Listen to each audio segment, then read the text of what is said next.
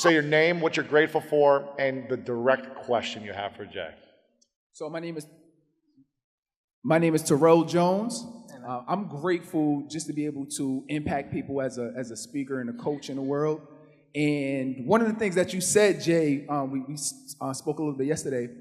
One of the things that you said today that was impactful was you can't be everything, right? You can't be anything you want. You can be everything you are. You can be everything you are, but you can't be anything you want. So my question is, how do you figure out what you are, and how do you know if you're trying to be like something else that you're not?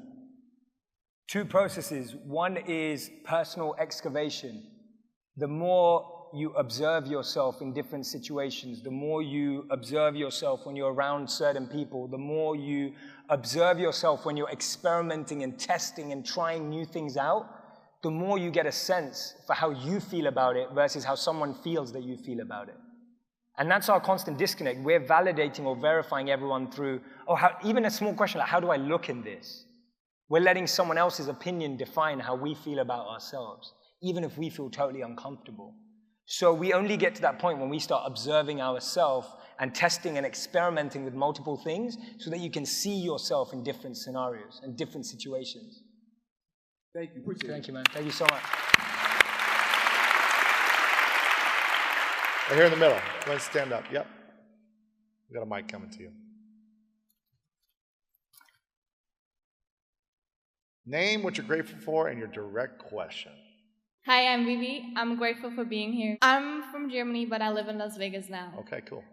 I wanted to know, how do you help people with ADD being in the moment, focus on what they want to do, and just, get forward and not getting distracted all the time?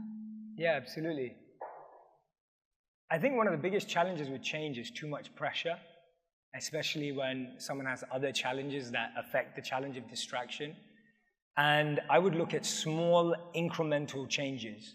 Small changes, but a big priority in their life. The challenge I find is that too many of us are trying to change too many things all at the same time. It's like we want to wake up early and start going to the gym and eat right all in the same week. It's impossible. Right? It's impossible. Like, no one can do that, right? I've tried, yeah. I've tried too, and it kills you. Like, it breaks you. Like, no one can do that. So what did you say before that? So I'm saying small step, big priority. Try and change one small thing, but make it the biggest priority of the week. What we do, we try and make big steps and make them all small priorities. And so we want to shift that. Right? Shift it the other way around. So help that person find a small, little baby step that they can take, but help them focus just on that. If you see a child doesn't start learning how to eat proper food and walk at the same time. Like, children have moments in their life where certain things start evolving for them. That's how we're built. That's how we're wired. So allowing that to happen continuously, even when we grow older, makes it easier for that person as well. Is there something you've tried to change that's worked for you in the last year, that you've done this with so personally? my health was a big thing for me this year, because as a monk, you literally go to the edge. Like, I've tested my body to every one of its limits. And when I did that, I broke parts of my body that needed to be healed. And this year, one of my biggest focuses was my health. So I made that my top priority in my personal life, not in my professional goals, but my personal goals. And that included getting a personal trainer, included getting a healer, included getting people to work with me who are experts.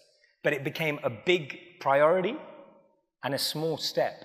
So I wasn't trying to change my eating habits and my health habits. It was just me taking care of my exercise and physical body. Awesome. Yeah. Thanks for that. Thank you, guys.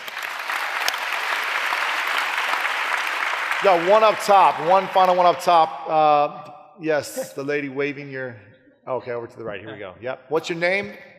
Where are you from? My name is Tim Finn. I'm from Akron, Ohio. I'm grateful for choice. I'm grateful for we have the free will. We're all here and we can change what we want to change. My question is, and you kind of just hit on it, I'm someone who, I have a lot of stories, but my coping mechanism from the past to today was always bury it. Turn around, go the other way, work, deal with it, bury it. You stated that you shared these stories for us particularly, but you also just commented and said that you have a healer. My question is I've buried these stories for so long, lately they're starting to resurface. I'm starting to remember them, and I feel them. I feel the pain that I pushed away. What's your advice or your takeaway for anyone here that's struggling with something of the past that we dealt with maybe as a kid or from 10 years old, 11 years old? It's not as easy as changing your story. Yes, we can change our story and aim to change our mindset, but what are some tips or tricks or advice that you have for that? Yeah, beautiful. I talk a lot about how after I finished being a monk for 3 years, a lot of my memory prior to that was wiped out. Really? So I actually would sit down with a friend from like 16 years old and they'd be like, Jay, do you remember we did this? And I'd be like, oh yeah, but it would take me a moment. Why do you think that is? I feel like there's so much cleansing happening. There's so much cleansing, and my experience of that cleansing was slight loss of memory, but not legitimately losing memory, just seeing something drift into the past because it's been dealt with, so it goes into the back of your mind.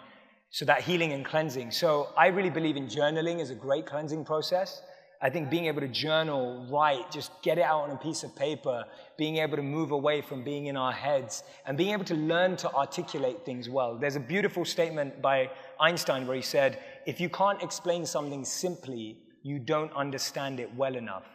And so if you can't explain what you went through simply, you don't understand it well enough. It's a brilliant test to know whether you've healed or cleansed. So keep articulating yourself to people who care, to a healer, to the page, with a pen, whatever it takes to continue that cleansing process so that you can get to a point where you can explain how you went through, what you went through, and it's effortless, it's simple, it's easy. So I think healing is what we need, not burying and not broadcasting, but healing. And healing kind of exists between the two. Some people just broadcast their pain, and some people bury their pain. And the real challenge is to heal it, and that healing comes through journaling, sharing, articulating, explaining, and that takes time. You need patience. Awesome. Thanks for that. Thank you, bro. Thank you for your question. If you're looking for more greatness in your life, make sure to check out this video right here. And also check out our free PDF, The 3 Secrets to Unlock the Power of Your Mind to help you change your life. Download it right here. We're all faced with great opportunities brilliantly disguised as impossible situations, and we are at that point